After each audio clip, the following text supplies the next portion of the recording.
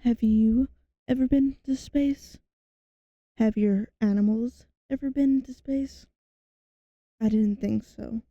So, let's react to A Brief History of Animals in Space by Salmonella and watch along with me, Mistic Reacts. Make sure to check out him down below and let's get on into it.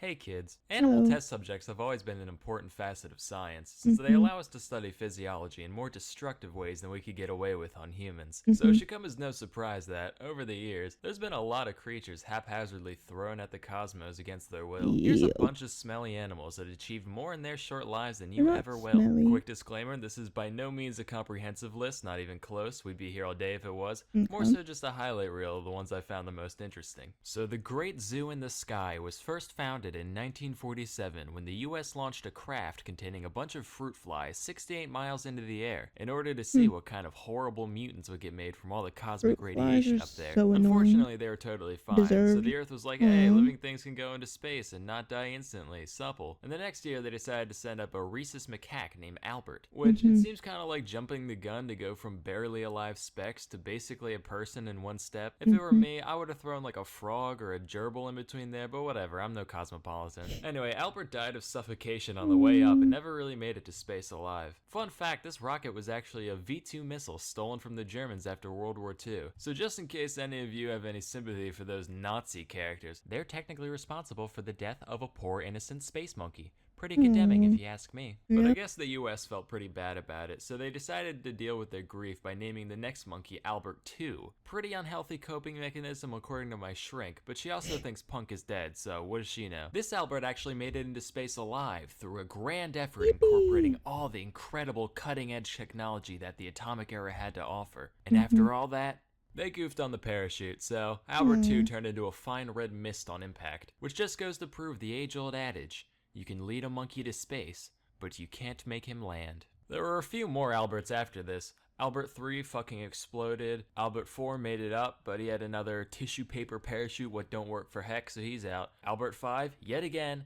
bad chute, liquefied on impact, until finally, in 1951, on Albert number 6, they figured out how to make a big blanket that consistently makes you not immediately die when you fall from the sky. And the monkey Ooh. was recovered alive from the capsule, Yippee. alongside his 11 mouse roommates. Of course, Ooh. he died 2 hours later, but hey, still counts. Aww. Earlier that same year, Russia launched two little pupniks named Tsigan and Dzik, both of whom came back unharmed. These two were the first vertebrates to ever leave Earth and come Let's back alive. go. Then in 57, the Reds snagged another achievement by putting the first living thing into orbit, besides the bacteria clinging to Sputnik 1, but they're losers, we don't talk about them. Specifically, they launched one brave and daring dog from the streets of Moscow, probably the most famous animal to ever go into space. You know its name well. That dog is, of course, Airbud. Unlike those other guys we talked about, Laika was never planned to be recovered intact, since we barely knew how to put something into orbit by this time, let alone bring it back. But they still wanted to make sure she stayed alive long enough to at least reach space. So before the mission, they put her through the most rigorous canine space camp that Russia had to offer, throwing her in a centrifuge for a while to get her used to G-force, making her cage progressively smaller to get her used to cramped spaces, which made her just not shit anymore at all, but that's a different story. They also switched her diet to a special high nutrition gel that she would have eaten after takeoff,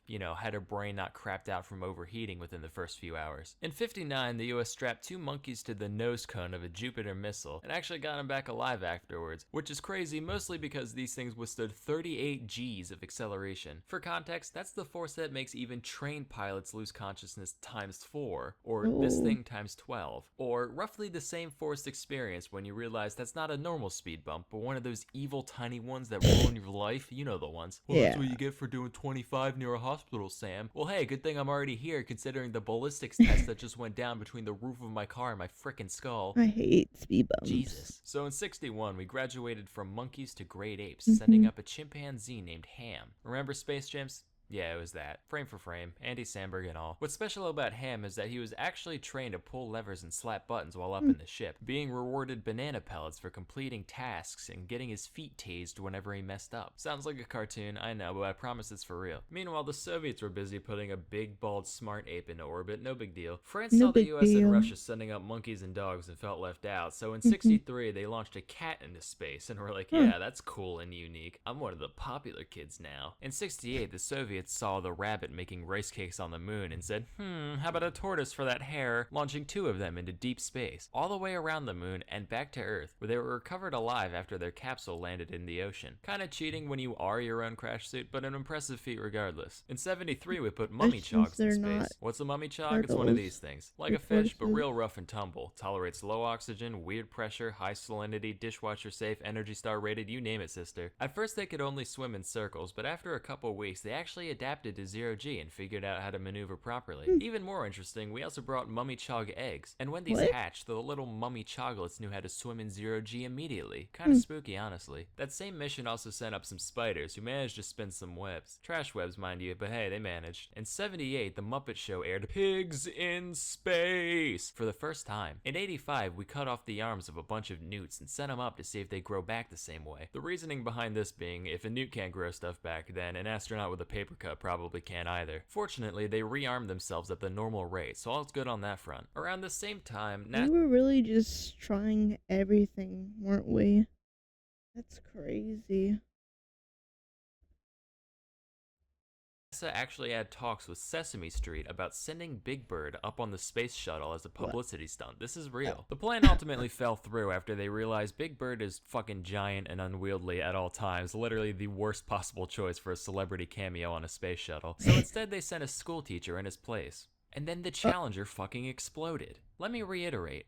There is a timeline not too far from this one where Big Bird is a casualty in the single worst astronautical disaster in history. A tiny evil part of me almost I wishes didn't that realize happened. they Like, that's just so sent indescribably someone with absurd. In the them. early 90s, we sent up some baby jellyfish to grow up in space just for laughs. They figured out how to maneuver just fine, but when we brought them back down, they literally didn't have a concept of gravity and couldn't orient themselves properly in their new environment. Which, being a jellyfish is the easiest thing there is. You just kind of exist, maybe Yeah. squirm a little now and then. So when you manage to somehow mess that up, you know things have gone seriously wrong. In 2003, the US sent up a bunch of invertebrates, including silkworms, spiders, carpenter bees, and harvester ants. Whoops, they exploded. In 07, some not tardigrades much went up, loss. totally exposed to the vacuum of space for 10 days, which, surprise, surprise, they were fine. On that same mission, a cockroach gave birth, creating the first organism that we know of to ever have been conceived outside of Earth. And finally, in 2018, Elon Musk sent a big basket of mice to the International Space Station.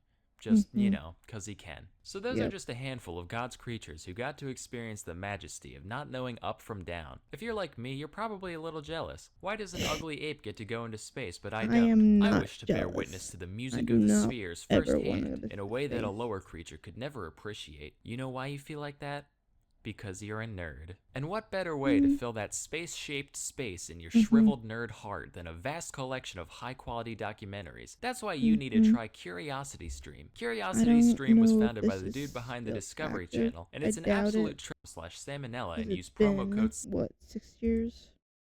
But if you wanna try it out, there's the code. I do not envy any of those animals.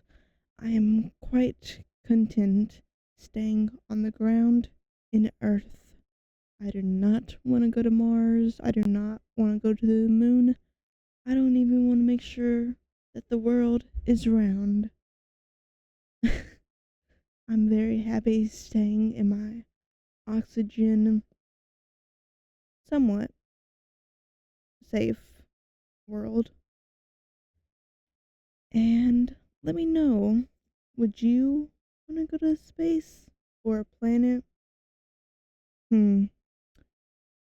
Decisions.